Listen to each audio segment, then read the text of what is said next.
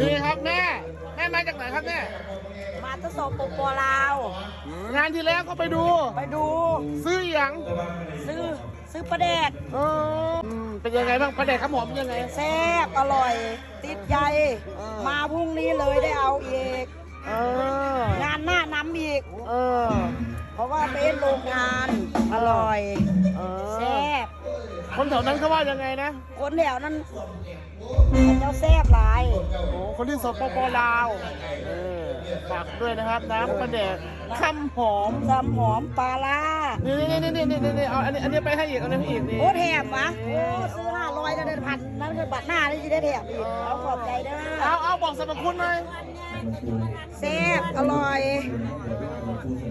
ปลาแดกคำหอมเสียงจริงนะฮะเสียงจริงตัวจริงเสียงจริงมาดูหมอลำที่ไทยไปซื้อปลาแดกไปปลาแดก2เรือ2งานแล้วแซ่บอร่อยเลยได้เหมารถมาซื้อน้ำปลาแดก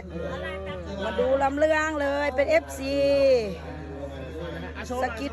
กิดใจมาแล้วครับปปลาว